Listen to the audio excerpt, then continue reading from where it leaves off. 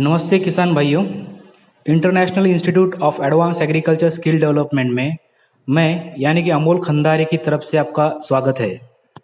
आज हम जानेंगे अश्वगंधा की खेती के बारे में कुछ ज़रूरी बातें जो कि हमको अश्वगंधा की कल्टीवेशन के दौरान ध्यान में रखना ज़रूरी है। अश्वगंधा के महत्व के बारे में और उसकी खेती के बारे में हमने पिछली वीडियो में जाना। आज इस वीडियो में हम कुछ ऐसी बातों के बारे में जानेंगे जो कि अश्वगंधा की खेती के समय हमको ध्यान में रखना बहुत ही ज़रूरी होती है। जैसे कि हम जानते हैं अश्वगंधा की खेती 6 से 7 महीने की खेती है और उसके 1 एकड़ खेती के लिए 6 किलो बीज की आवश्यकता होती है। अश्वगंधा का बीज आकार में छोटा होता है और पीले कलर का होता है। इसके बीज को ज़मीन में लगाने के 2 तरीके होते हैं। पहले तरीके में बीज को हाथ से ज़मीन में फेंका जाता है और दूसरे तरीके में नर्सरी बनाई जाती है। चलो जान लेते हैं पहले तरीके में किस तरह से बीजों को लगाया जाए। अश्वगंधा के बीजों को 10:1 से मिट्टी या रेत में मिलाना है।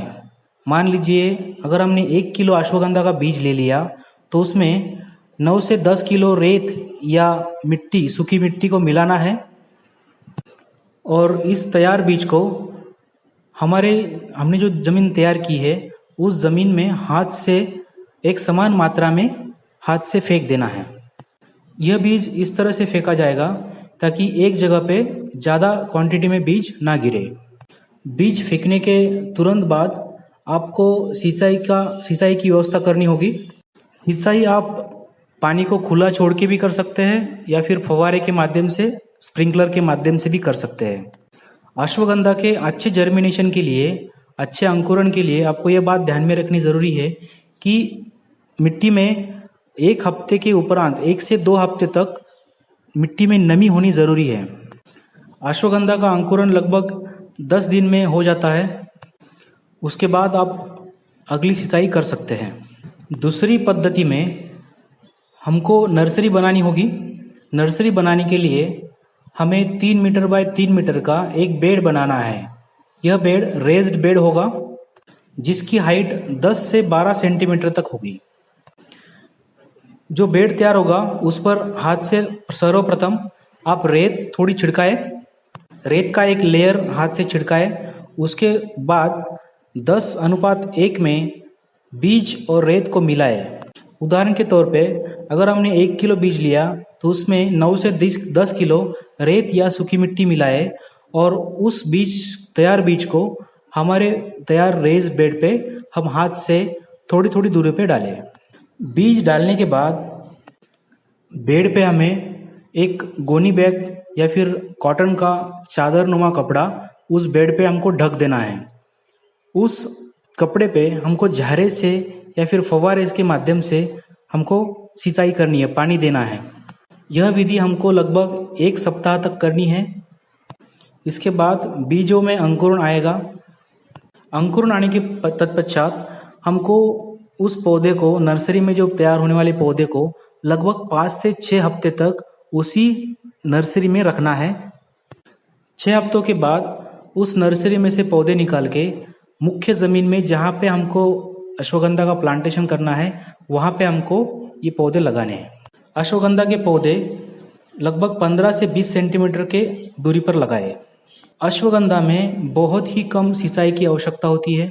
लगभग हर महीने में 1 से 2 बार आपको सिंचाई करनी पड़ेगी। 6 से 7 महीने की खेती में आपको 7 से 8 बार सिंचाई की आवश्यकता होती है। 6-7 महीने के बाद अश्वगंधा को निकालने का समय आता है। जिस दिन हमको अश्वगंधा निकालना है ज़मीन से, उसके 1 दिन पहले ज़मीन में हमारे पानी छोड़ना ज़रूरी है। पानी छोड़ने से जड़ें जो है ज़मीन से अलग हो जाती है और पौधा जड़ों के साथ उखड़ना आसान होता है। पानी देने के दूसरे दिन हम पौधे को जड़ों से पूरा उखाड़ लेंगे और उखाड़ने के बाद जो जड़ों में मिट्टी चिपकी हुई है उस मिट्टी को पानी की मदद से धोएंगे। अश्वगंधा का पूरा पौधा उपयोग में आता है। उसके पत्ते, उसके जड़ें और उसकी बीज सभी पार्ट्स इसके काम में आते हैं और उसके लिए मार्केट भी उपलब्ध है।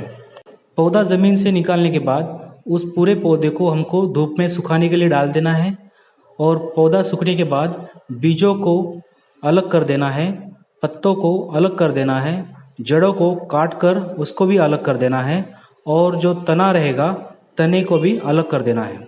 अश्वगंधा के सभी भागों को, पौधे के सभी भागों को अलग अलग भाव मार्केट में मिलेगा, तो आपको इसका कैटेगराइजेशन करना ज़रूरी है। यह कुछ बातें थी जो अश्वगंधा की सफलतापूर्वक खेती के लिए आपको जानना ज़रूरी थी। अधिक जानकारी के लिए इस वीडियो में दिए गए मोबाइल नंबर्स, ईमेल आईडीज़ और वेबसाइट पे आप संपर्क कर सकते हैं। आपको सनराइज ग्रुप ऑफ कंपनी के द्वारा सभी प्रकार का सहयोग किया जाएगा।